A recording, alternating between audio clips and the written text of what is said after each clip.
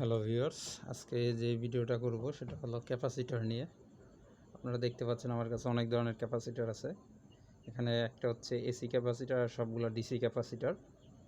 এখন আমি এইগুলো সরাই রাখতেছি ক্যাপাসিটর। একটা ক্যাপাসিটর নিয়ে আপনাদের দেখাই। এটা হচ্ছে ফ্যানের ক্যাপাসিটর, আপনারা সবাই চিনেন এই ক্যাপাসিটরটা।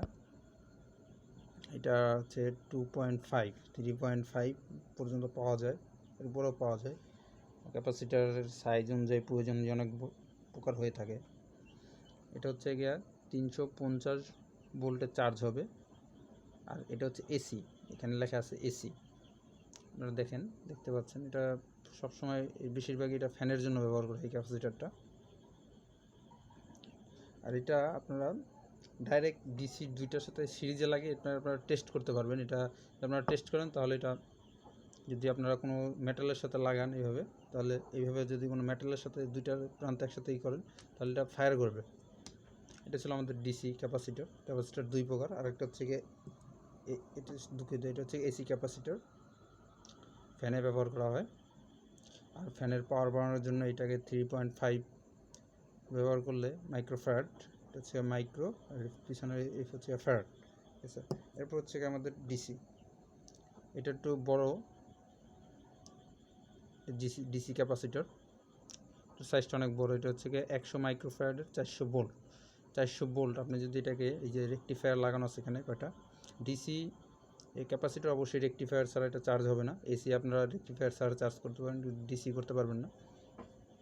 এখানে দেখতে পাচ্ছেন আমি রেকটিফায়ার সংযোগটা দেখাই।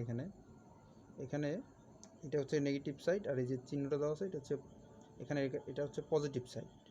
এই রেকটিফায়ার নেগেটিভ সাইড আর হচ্ছে পজিটিভ সাইড।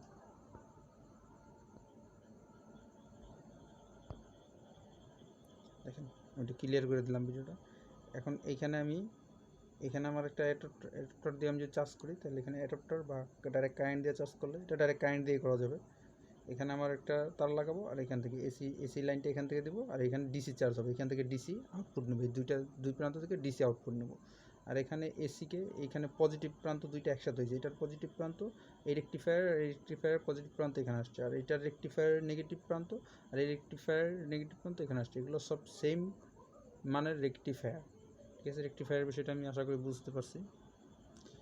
এটা হচ্ছে 85 ডিগ্রি সেলসিয়াস পর্যন্ত উত্তাপ হতে পারবে, এর বেশি হলে এটা নষ্ট হয়ে যাবে। আর হচ্ছে 100 মাইক্রোফ্যারাড পর্যন্ত চার্জ হবে এই ক্যাপাসিটরটা, আর 400 ভোল্টের চার্জ হবে। 400 ভোল্ট উৎপন্ন করবে, মানে যদি আপনারা একটা ইনক্যান্ডেসেন্ট বাল্ব, মানে আপনাদের বাসায় যে লাল বাতি, আগে যে বাতি 60 ওয়াটের বাল্ব যদি লাগান, তাহলে আমি এটা লাগাই টেস্ট করছি, এটা অত্যাধিক বেশি আলো দেয়, মানে এটা পাওয়ারটা অনেক বেশি করে দেয়। ফলে আপনার লাইটটা কেটে যেতে পারে। অবশ্যই এটা সব জায়গায় ব্যবহার করা যাবে না, এটা টিভির ক্ষেত্রে বেশি ব্যবহার করা হয়, টিভিতে যেখানে বেশি ভোল্টের প্রয়োজন হয়। এরপর আমার কাছে আছে এটা হচ্ছে 200 ভোল্ট 330 মাইক্রোফ্যারাডের ক্যাপাসিটর।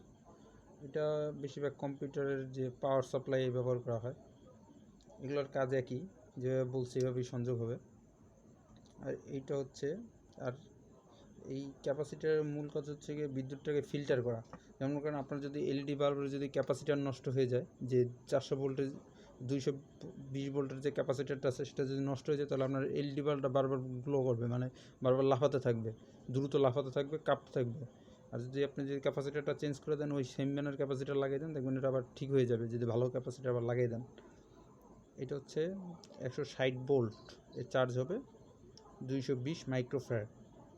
ক্যাপাসিটার যত বড় হবে তার ধারণ ক্ষমতা তত বেশি হবে, চার্জ ধরে রাখতে পারবে বেশি। এবং এরপরে আছে 1000 মাইক্রোফ্যারাড 63 ভোল্ট। 1000 মাইক্রোফ্যারাড 63 ভোল্ট, এটা আপনারা বেশিরভাগই যে ট্রান্সফরমারগুলো আছে, যে ট্রান্সফরমারগুলো ব্যাটারি চার্জ করার জন্য ব্যবহার করা হয়, সেগুলো আপনারা বেশি ব্যবহার করা হয় বড় ট্রান্সফরমারের জন্য। এরপরে এগুলো ছোট, এটা হচ্ছে 1000 মাইক্রোফ্যারাড 16 ভোল্টের ট্রান্সফরমার, এটা ব্যবহার করা যাবে। এটার আবার ধারণ ক্ষমতা কম হবে একটু। তারপরে এখানে আরও ছোটো দুইটা আছে, এটা নষ্ট হয়ে গেছে, দেখেন এটা কিন্তু ফুলে আছে এখান থেকে। এটা 4.7 মাইক্রোফ্যারাডের 450 ভোল্ট চার্জ হবে।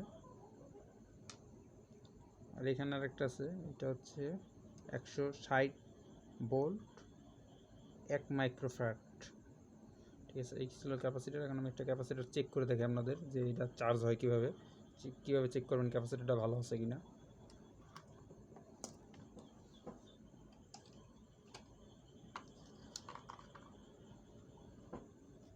এখানে 16 ভোল্ট, এখানে আমি এটা 12 ভোল্ট বা 9 ভোল্টের একটা লাইন নিছি এখান থেকে, ট্রান্সফরমার থেকে।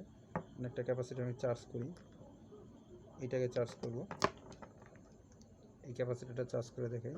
এখানে এই প্রান্তটা হচ্ছে নেগেটিভ প্রান্ত, আর এটা হচ্ছে পজিটিভ প্রান্ত। এই যে এইটা হচ্ছে নেগেটিভ সাইন দেওয়া আছে, নেগেটিভ সাইন এখানে লাগাইলাম। লাগানোর পরে এটাকে চার্জ করলাম পজিটিভ প্রান্ত দিয়ে। আর এখন দেখাই এটা ভালো কিনা সেটা চেক করবেন কীভাবে। এখানে মনে হয় পজিটিভ নেগেটিভে গোলমাল আছে, লালটা সম্ভবত নেগেটিভ। দেখি আরেকবার লাগে, এবার দেখি। ও, আমার বিদ্যুতের সংযোগ সঠিক হয় না, বিদ্যুতের সংযোগটা আরেকবার দিয়ে নেই, দেখাই। এই এখানে দেখেন, এবার দেখেন এই যে আমার পজিটিভ প্রান্ত আর হচ্ছে নেগেটিভ প্রান্ত।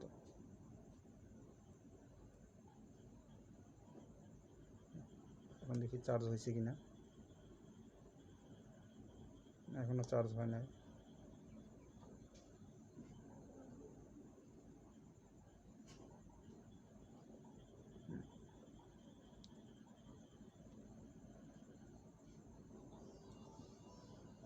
এবার দেখি কত চার্জ হয়েছে কিনা। না, চার্জ হচ্ছে না, এটা সম্ভবত কোনো প্রবলেম থাকতে পারে এখানে। 16 ভোল্ট চার্জ করি, পজিটিভ হচ্ছে নেগেটিভ। হ্যাঁ, এটা চার্জ নিছে, এই যে চার্জ নিছে। এবার দেখে আমি এটাকে দেখুন,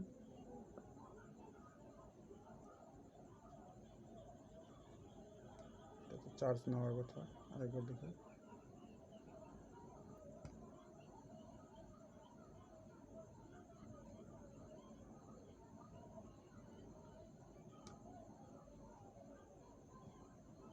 আজকে দেখাতে পারলাম না, কোনো একটা সমস্যা আছে আমার এই পাওয়ার সাপ্লাইতে, তাই হচ্ছে না। কিন্তু আপনারা যদি চার্জ করেন, এটা হচ্ছে নেগেটিভ আর হচ্ছে পজিটিভ। আপনারা যদি 16 ভোল্ট দিতেন তাহলে এটা চার্জ হয়ে এটা ফায়ার করতো, আর যদি ফায়ার না করে তাহলে এটা ক্যাপাসিটারটা নষ্ট।